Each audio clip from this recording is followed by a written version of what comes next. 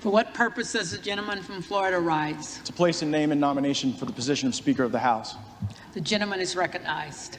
My friends, when Donald Trump was president, taxes were cut, regulations were slashed, energy was abundant, wages were rising, capital was returning from overseas to fund the dreams and ambitions of our fellow Americans, and the economy was roaring.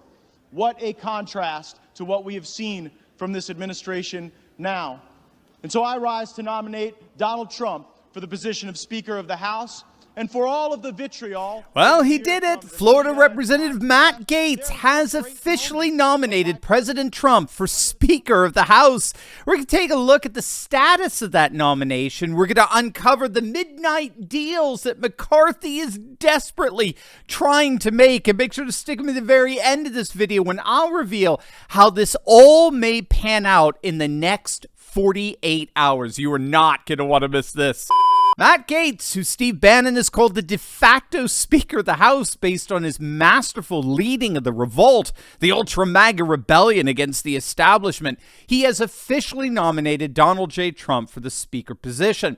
Gaetz took to the floor fiercely denouncing Kevin McCarthy and the uniparty cartel that comprises the D.C. establishment. For far too long has been deeply corrupt. This town has been deeply corrupt. The way people get leadership positions and chairmanships and opportunities to be able to morally preen has been by accepting lobbyist and special interest money and redistributing that money as currency for favors. And that is not a criticism of either political party. It is a criticism of what we have allowed to happen in this place. And if we just go next man up on our side of the aisle, we will reify that corrupt system and we will abandon the people who are expecting us to fight for them. I have heard from my colleagues about all the important work we have to do, and it is my sincere fear that if we were to allow Mr. McCarthy to assume the speakership, that would not get done. That it would be business as usual, and the very same things that have paralyzed progress for both parties would continue to shackle us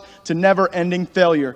Now, shortly after the official nomination, Steve Bannon got fully on board with the nomination. In fact, he's been arguing for it for the last year. He suggested that the Republicans vote for Trump as interim speaker for the next 100 days. I'm being very serious here.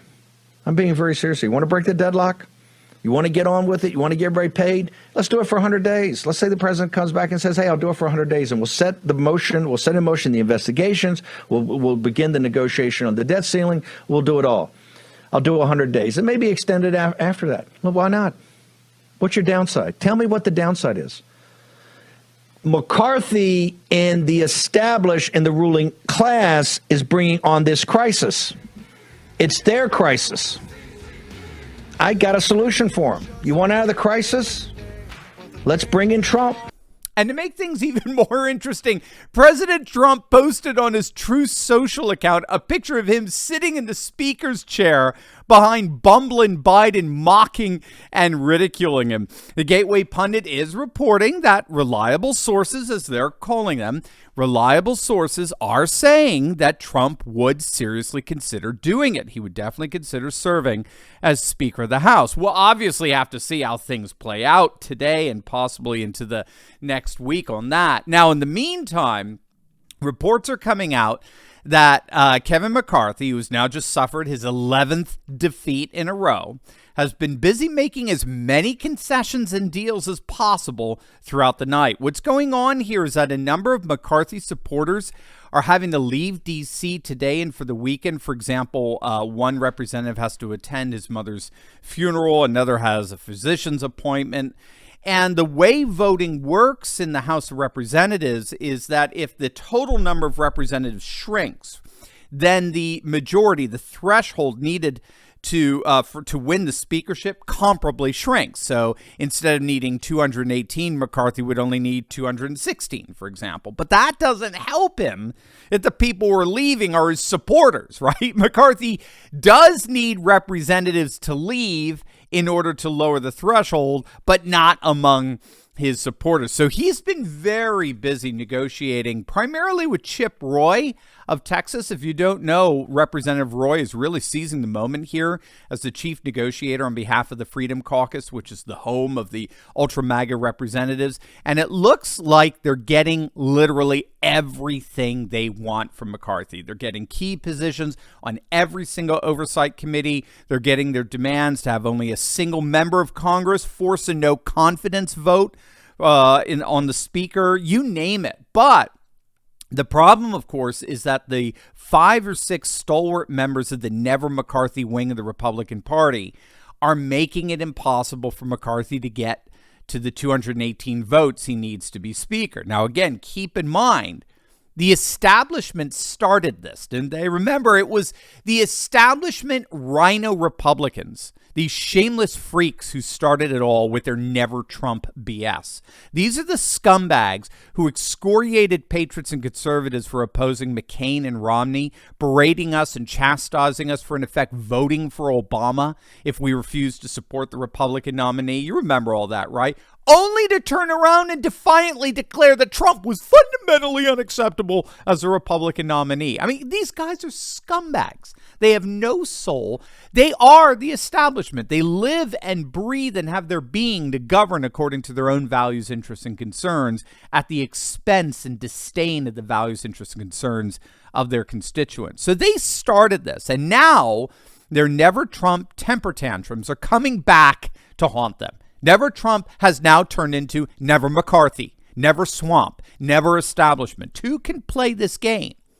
So what is McCarthy going to do to overcome this Never McCarthy roadblock? Well, that's precisely the deal that's being hashed out as we speak, and we're going to find out precisely how. But first, click on that link below and protect yourself and your loved ones from this corrupt cartel by protecting your assets with the timeless value of gold and silver. As you know, patriots over the centuries have always relied on gold and silver to protect their assets during economic storms, and that is where the amazing patriots over at Goldco come in. If you've got $50,000 or more in an IRA, 401k, or savings account, you need to protect those assets from bumbling Biden's insanity with the timeless value of gold and silver. Click on that link below and talk to our good friends over at Goldco. They're patriots just like us, and they want you to succeed so much, they're offering you up to $10,000 in free silver if you open up an account with them. But that is a limited time offer, so don't wait. Click on that link below or visit my special website at turleytalkslikesgold.com. Now, the key for McCarthy, as I understand it, the key here is to make every concession possible to the ultra wing of the party, the ultra MAGA wing of the party, and then he's going to have to convince at least 1 or 2 of the Never McCarthy Republicans to vote present. Now, the key there is that present votes lower the total a speaker nominee needs to get in order to win the majority. So there are 434 seats in the House. It's not 435 because a Democrat representative from Virginia died back in late November, and his seat has yet to be filled. So there's 434 seats voting, and that entails a 218-seat majority. That's basically 50% plus 1. What voting present does is it allows the Never McCarthys to remain true to their promise never to vote for him, while at the same time lowering the overall majority threshold that McCarthy would need to win the nomination. So, for example, say 6 Never McCarthy Republicans voted present. That would mean that the total of voting representatives drops to 428, down 6 from 434. That means that the number of votes McCarthy would need drops from 218 to 215. And if all the concessions and deals that he's made with the remaining holdouts, the 15 remaining holdouts, are persuasive, then McCarthy will win the speaker's gavel with literally the exact amount of votes needed. So we'll see how all of this plays out. The next 48 hours are crucial for McCarthy. We'll see. But regardless, the ultra MAGA patriot forces have shown the swamp they are here to play. They are here to make things happen on behalf of the people. And that promises to make this next Congress one of the most consequential of all. As always, make sure to smack that bell and subscribe button, and you'll definitely want to check out my latest video on Tucker Carlson exposing a woke activist on live TV for all to see. You're going to absolutely love it. So make sure to click on that link, and I'll see you over there. God bless.